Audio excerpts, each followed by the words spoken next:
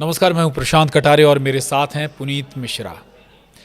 तो आज एक बार फिर हम बात करेंगे मिडिल ईस्ट की। दरअसल लगातार घटनाक्रम बदल रहे हैं। एक तरफ ईरान है तो दूसरी तरफ इज़राइल है, और ईरान और इज़राइल के बीच बहुत सारे दूसरे कंट्रीज़ भी हैं। साथ में हमास है तो दूसरी तरफ हिजबुल्लाह भी है। अब देखना होगा कि समीकरण नए क्या बन रहे हैं।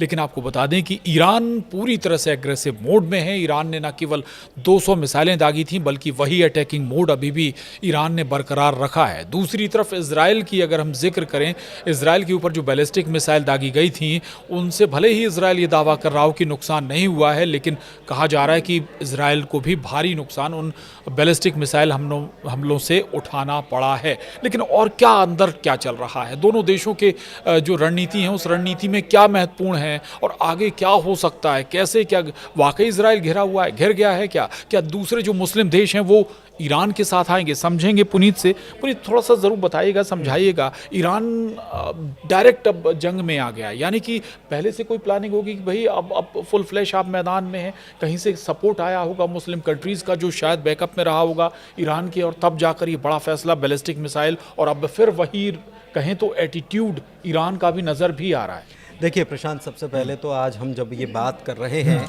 तो ये बात उस तारीख पर बैठकर हम कर रहे हैं जिसके बाद हम ये कहेंगे कि 1 साल पूरा हो गया इजराइल और हमास के बीच जंग का। बिल्कुल, क्योंकि वो तारीख थी 7 अक्टूबर 2023, जब हमास की तरफ से इजराइल पर अटैक किया गया।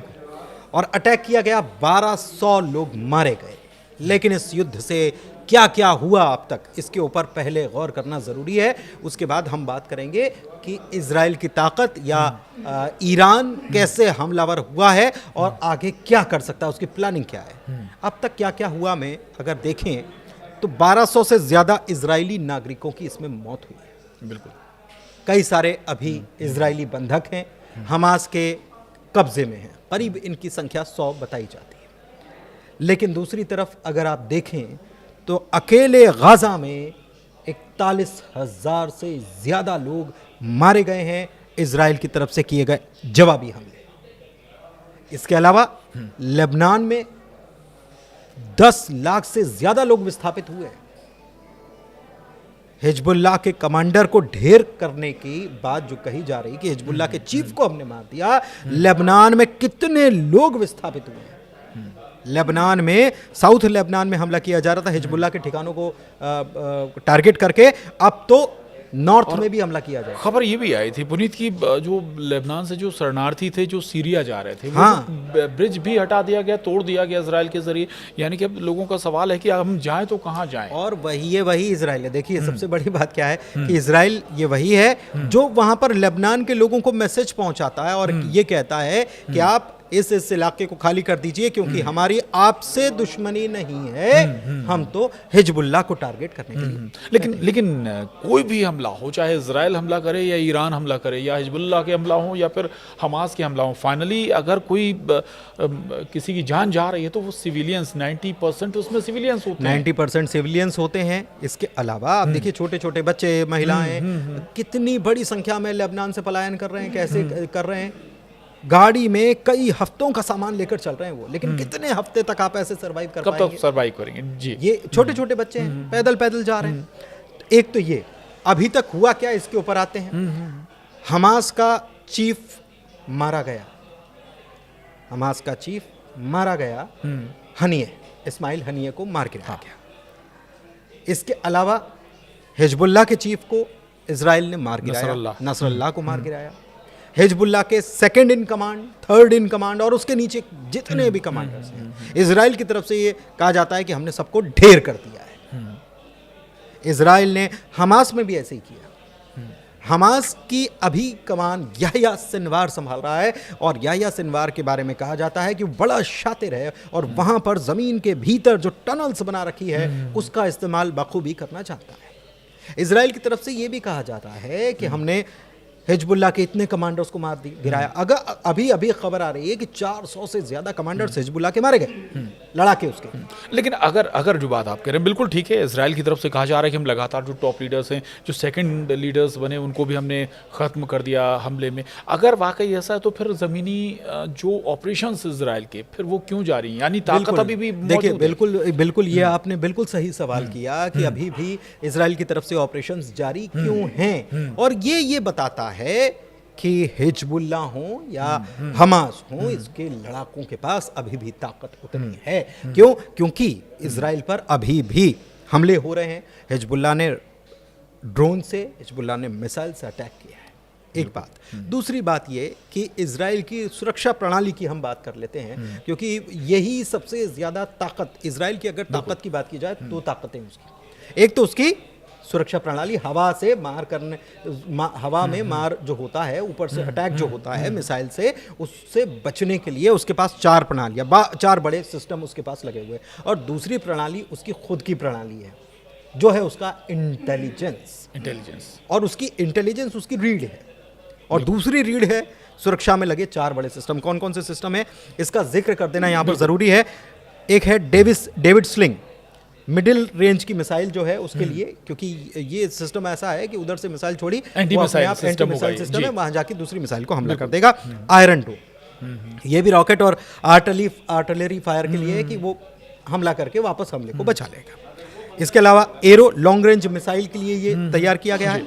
और आयरन बीम क्या होता है? आयरन बीम का इस्तेमाल अभी तक इतना ज़्यादा देखा नहीं गया, लेकिन आयरन बीम वो सिस्टम है जो कि लेज़र के जरिए अगर मिसाइल आ रही है तो लेज़र के जरिए उसको हवा में ही नष्ट कर दीजिए। तो एक तो ये हो गया उसका सिस्टम, रीढ़ है उसकी, उसी की वजह से अटैक। वरना आप देखिए हिजबुल्लाह लगातार रॉकेट्स दाग रहा है, ठीक है, लगातार रॉकेट्स दाग रहा है। ईरान ने लगातार रॉकेट्स दागे, और ईरान की तरफ से कौन कौन से रॉकेट्स?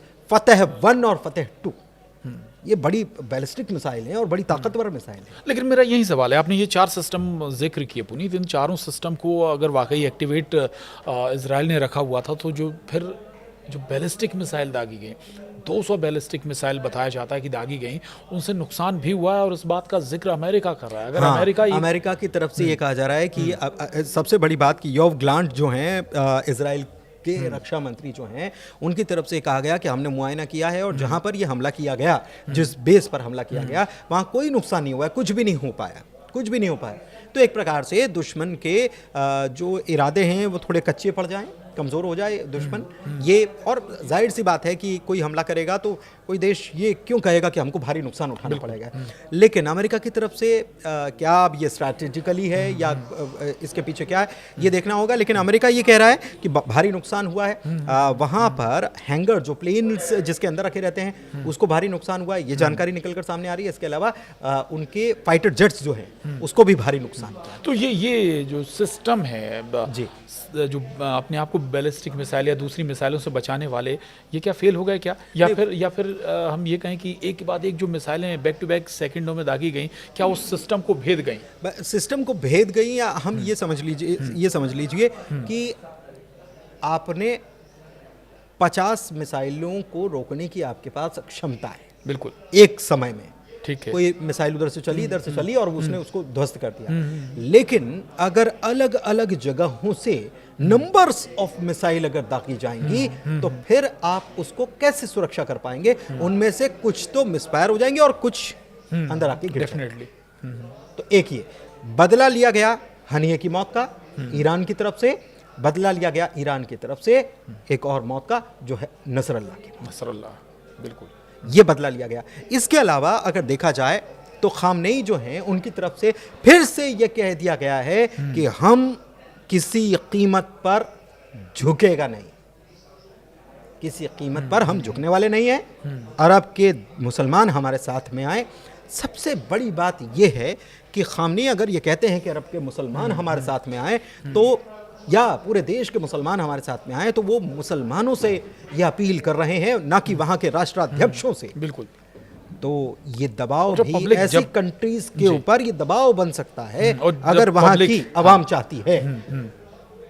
कि मुसलमानों को साथ में एक करने की बात है, तो ऐसे देशों पर दबाव बन सकता है, उनके राष्ट्राध्यक्षों पर दबाव बन सकता है।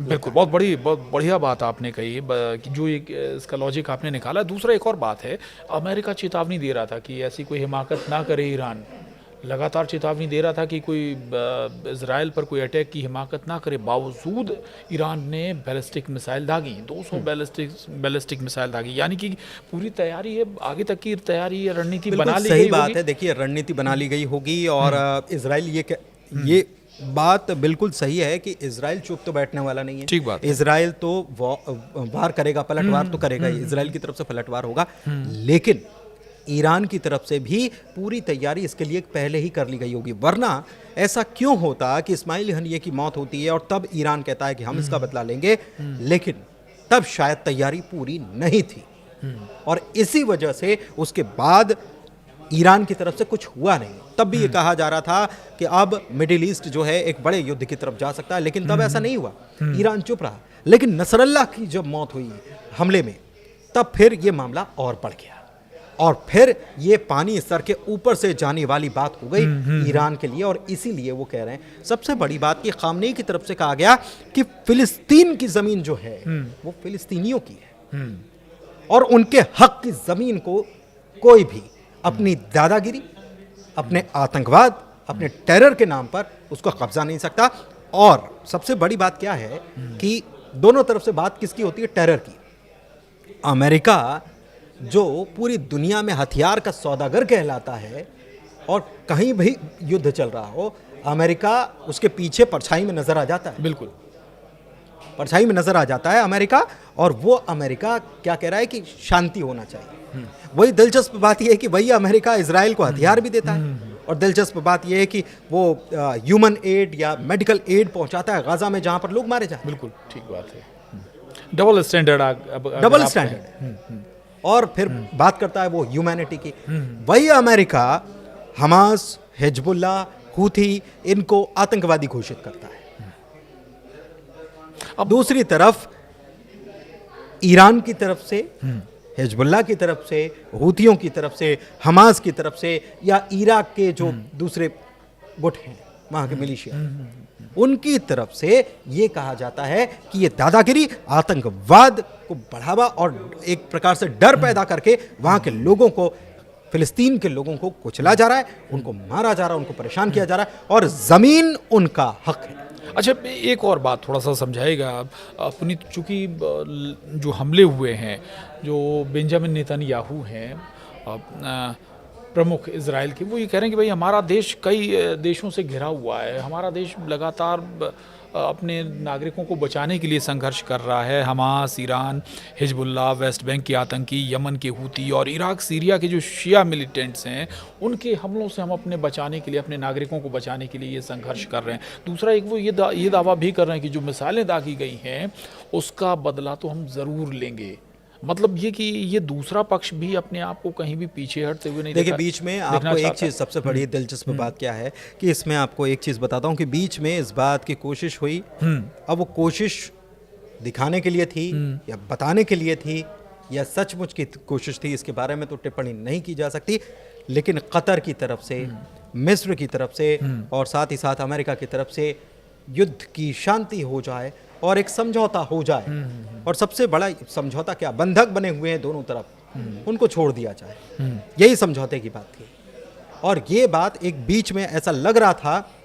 सबसे एक और दिलचस्प बात यह है कि नसरल्लाह, हिजबुल्लाह के चीफ, उनकी तरफ से भी ये खबरें आ रही कि वो भी राजी थे कि बंधकों को रिहा कर दिया जाए और शांति हो जाए, लेकिन इजराइल ने अपने अटैक जारी रखे। सबसे बड़ी बात ये कि ये बीच में ये बात खबर उठी थी, ये बात सामने आई थी और इसीलिए नेतन्याहू को अपने लेबनान पर अटैक्स जो हैं उनको और बढ़ाना पड़ा, क्योंकि वहीं पर अंदरूनी राजनीति जो इजराइल की है उससे, वहां से ही निकल कर खबरें सामने आई कि बाकी नेताओं ने कहा कि आप किसी भी कीमत पर घुटने नहीं टेक सकते, या समझौता करेंगे तो आपको अंदर अंजाम भुगतने होंगे। भुगतने हो, यानी राजनीतिक तौर पर आपको खामियाजा इसका भुगतना पड़ता है। राजनीतिक तौर पर दूसरा लेकिन अगर अब हम हिजबुल्लाह से हमास पर जाएं, शिफ्ट करें, हमास अभी भी बहुत सारे जो इजरायली नागरिक हैं, जब जिस हमले का जिक्र आप कर रहे थे, लगभग 1 साल हुआ है हमास के हमले का, अभी भी बहुत सारे इजरायली नागरिक हमास के कब्जे में हैं। बिल्कुल हैं। बावजूद इजराइल लगातार हमले कर रहा है। बीच में इजरायली नागरिकों की हत्या कर दी गई हिजबुल्लाह हमास के द्वारा, वो इसीलिए क्योंकि वेस्ट बैंक हो या गाजा हो, वहां पर लगातार अटैक किया जा रहा था इजराइल की तरफ से। इजराइल की आईडीएफ जो है वहां पर दाखिल होकर इजरायली नागरिकों को, बंधकों को छुड़ाने की कोशिश कर रही थी, लेकिन अगर उनके कब्जे में है और अगर वहां पर मिलिट्री पहुंच जाती है तो जाहिर सी बात है कि जो हमास की तरफ से स्टेप उठाए जाने थे वो हमास की तरफ से स्टेप उठा लिए गए, और सबसे बड़ी बात कि उनका कत्ल कर दिया गया। और इसके लिए हमास ने तो कत्ल किया, उसके पास तो बंधक थे, इसके लिए इजराइल में आवाज़ बुलंद हुई और कहा गया कि ये ऑपरेशन चलाने की ज़रूरत नहीं थी, और वहाँ पर सैकड़ों लाखों की, माफ़ कीजिएगा, हज़ारों की तादाद में लोग सड़क पर आ गए और कहा कि ये इजरायली नागरिकों की, आप जो रक्षा की बात करते हैं, इजरायली नागरिकों की मौत के जिम्मेदार भी आप हैं। बेंजामिन नेतन्याहू के खिलाफ ये आवाज उठी। यानी कि आप उस पूरे मसले को अंदर पॉलिटिकल हैंडल नहीं कर पाए आप। हाँ, ये आरोप एक पॉलिटिकली अगर लगाया गया, बिल्कुल अंदर पॉलिटिकल उथल पुथल तो बहुत ज्यादा है इजराइल के भीतर, और प्रेशर में है Benjamin Netanyahu. Benjamin Netanyahu pressure में है।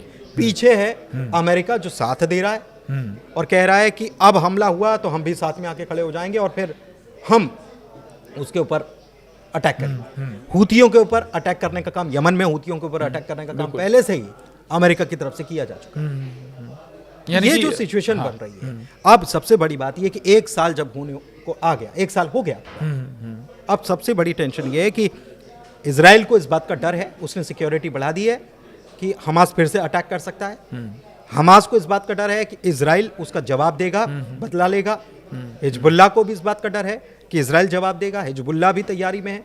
तो दोनों तरफ से ये कल का दिन, 7 तारीख का दिन 2024, 1 साल हो गया है, ये बहुत ज़्यादा अहम होने वाला है और हो सकता है कि इस दिन बहुत कुछ बड़ा निकल कर सामने आए। 1 साल पूरा आपने बहुत बड़ा जिक्र किया उस 1 साल का, जो वाकई उस दिन को तो शायद इजराइल कभी नहीं भूल पाएगा, जो हमास ने जिस अंदाज में हमला किया था और सैकड़ों लोगों को बंधक बना लिया था। बहुत महत्वपूर्ण बात है। दूसरा, अगर हम इजराइल का जिक्र करें, इजराइल डेफिनेटली पलटवार करेगा, कंफर्म है पलटवार करेगा, ईरान पर पलटवार करेगा, लेकिन अब सवाल ये उठता है कि उसके असर क्या होंगे। ईरान के तेल जो संयंत्र हैं या जहाँ से तेल निकाला जाता है वो टारगेट पर होंगे, या फिर परमाणु ठिकाने टारगेट पर हो सकते हैं, क्योंकि अमेरिका ने ये भी कहा था कि परमाणु ठिकानों को निशाना ना बनाया जाए। चेरनोबिल हमें एक बड़ा हादसा याद है, उससे ना जाने कितने सैकड़ों हज़ार किलोमीटर। देखिए, ये सारी बातें हैं अमेरिका की तरफ से, ये सारी बातें कही जा रही हैं, लेकिन इजराइल जब टारगेट करता है, जब अटैक करता है, तो फिर वो देखता नहीं है। सबसे पहले उसे वो कहता है कि सबसे पहले हम हमारे नागरिकों की सुरक्षा करेंगे, दुश्मन के ऊपर हमला करेंगे। लेबनान में आप देखिए क्या हुआ, पेजर में ब्लास्ट कराया, वॉकी टॉकी में ब्लास्ट कराया, बिल्कुल माना नहीं, लेकिन करवाया किसने? हाँ। सबसे बड़ी बात ये कि करवाया किसने? ऐसे पेजर से एक साथ, हाँ, प्रॉक्सी वॉर। इसके अलावा इंटेलिजेंस का काम इसमें, इसके पीछे कितना काम किया गया। इसके बाद वहाँ के रेडियो संयंत्रों, रेडियो जो है उसके ऊपर मैसेज प्रसारित किया, और उसके बाद अटैक कर दिया, और अब ग्राउंड ऑपरेशन चल रहा है। न केवल गाजा में चल रहा है, वेस्ट बैंक में चल रहा है, इसके अलावा हिजबुल्लाह यानी कि लेबनान में भी चल रहा है। तो ये सब कुछ चल रहा है, और कुल मिलाकर हम ये कह सकते हैं कि कल का दिन बेहद महत्वपूर्ण रहने वाला है। बिल्कुल आखिरी शब्दों में बताइए, वाकई में ये कत्ल की रात है? हाँ बिल्कुल, इसको अगर छोटे शब्दों में, कम शब्दों में कह दें तो ये कत्ल की रात है, और ये बहुत रात भारी होने वाली है, सबके लिए बहुत ज़्यादा चिंताजनक हो सकती है। तो आपको भी नज़र रखनी है, ध्यान रखना है कि आखिर इस रात को 7 तारीख जिसका हम जिक्र कर रहे हैं, बहुत महत्वपूर्ण, सभी के लिए बहुत महत्वपूर्ण है, और शायद इजराइल इस तारीख को हर हाल में भुलाना चाहता होगा, लेकिन भुला नहीं पाएगा, क्योंकि ऐसा ज़ख्म हमास ने इजराइल को दिया था। अब देखना होगा कि आखिर होता क्या है। आज हमारी चर्चा में इतना ही। नमस्कार। नमस्कार।